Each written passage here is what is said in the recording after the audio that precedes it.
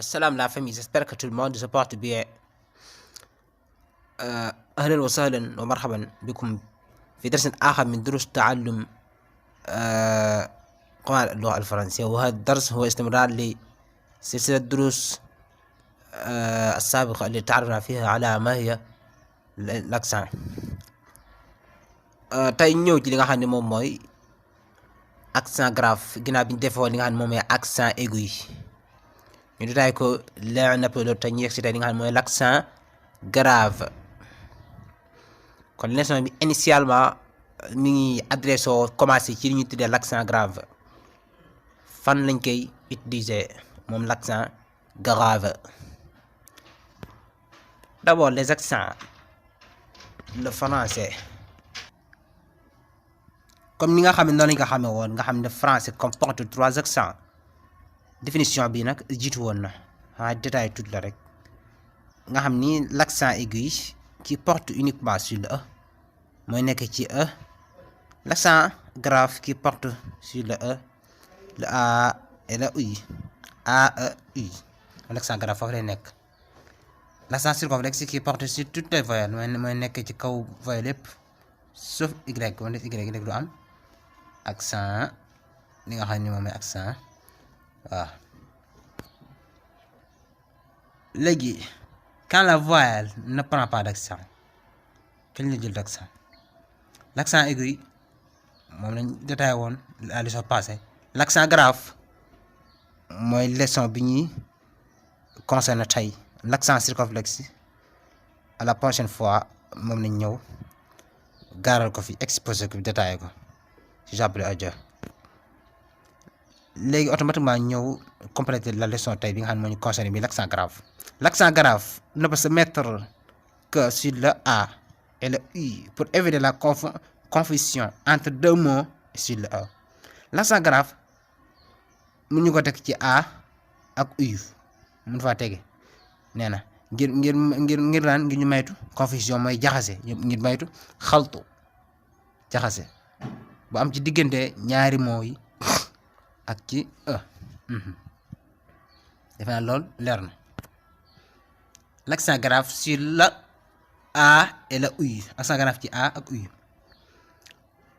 elle ne change pas la prononciation.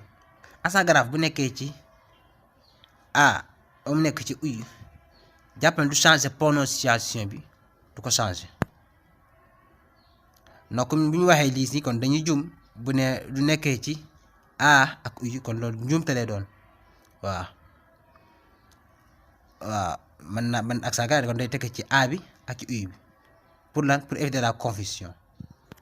bu ñëwaatee fii daan ne accent grave nag bu tegee ci A ak U du ma sa changer prononciation bi ni ñu ko prononcé du ko changer waaw.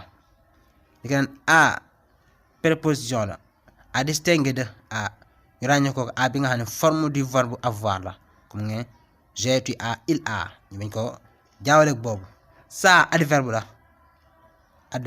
la à distinguer de ça pronom démonstratif kon moo adverbe la ñu bañ ko jaawaleeg li nga xam ne moom mooy ça se dit a sans l'accent pronom démonstratif ñu bañ leen a jaawale ko ak laa am na accent adverbe la ñu ko jaawale ak laa bi nga xam ne article la wala ou pronom. u ba am na accent grave pronom relatif la wala mu nekk adverbe de lieu zarf makaan ñu bañ ko jaawale ak u bi nga xam te ne ci conjonction de coordination la naan voilà de ça de là voilà voilà déjà ñu def attention ci cela amut accent yooyu nag que nii di ay de ça dañoo am accent seen comme yi accent grave ñu mën leen jaawale rek yeneen ni kon te accent grave bi nekkee ak mu wut a nekkee waaw. dit part kon A bi day am accent dit part A bi du am wala da koy am absolument mais nga mën koo jaawale yi nga xam ni waru ko am ni ki nekk ci verbe avoir rek ainsi de suite. l'accent grave sur le E lorsqu'un mot est singulier et termine par un S. benn baat boo xam ni singulier waaye dafa jeexee S jàpp ne E bi ko jiitu day am accent grave ni ki lan abse E bi singulier mais S la terminé kon E bi nga xam ne moo jiitu S bi day am accent grave. accès aussi noonu après aussi noonu auprès aussi noonu congrès aussi noonu décès aussi noonu excès aussi noonu express aussi noonu paresse aussi noonu procès aussi noonu progrès succès tere également itam noonu jàppee ko noonu waaw j'espère que c'est clair. L'accent grave sur le E quand la voyelle de la syllabe suivante est un E muet moo boo xamante ni si nii dafa am maanaam maqta lafzi maanaam xam moo boo gis day am ay syllabes soit mu nekk 2 syllabes wala 3 ainsi de suite fekkee dernier syllabe bi ci moo bi E la terminé waaye E ba E muet la kenn du ko diiraale jàppal ni E boobu du am accent kon waaye premier syllabe ba bu amee E ba day am accent grave. J'espère que c'est évident.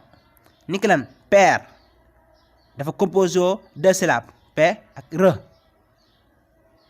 premier syllabe bi di père bi E bi am na accent grave waaye R bi di nga xam te mooy dernier syllabe bi E bi du am accent parce que E bi E muet la kenn du ko liiraale. collège aussi noonu avènement aussi noonu fièrement comme jëlee benn mot comme exemple rek di daal di nekk lu clair ci yeneen yi du aayu ñu ci guddal di pour gagner du temps dañ daal di jël benn mot ci yooyu rek daal di koy exprimer ko ba mu doon loo xam day gën a simple ci ñun nekk lu gën a facile.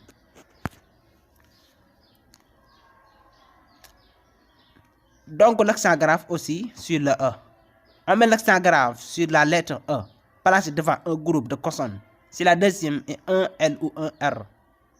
accent grave fekk dañ ko teg ci lettre E bi nga xam ni dafa placé ci kanamu groupe de consonnes maanaam moo boo xam ni mu composé woo dafa am groupe de consonnes yu ci dajee groupe de consonnes yooyu fekkee ne E da leen jiitu E dafa placé seen kanam jàpp ne E boobu day am accent li nga xam ne mooy grave.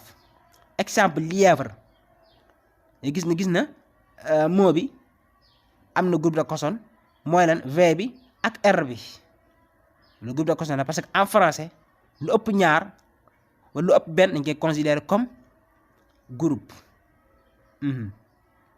comme groupe parce que singulier mooy benn waaye loo xam ni 2 la en français du ci am li ñu naan pluriel kon groupe de consonnes en français fekkee ni E da leen jiitu jàppee E ba day am accent grave c'est ce que bi loolu leer na comme ni ñu gisee lièvre ak fièvre am na VR nèvre trèfle loolu j'espère que c'est clair.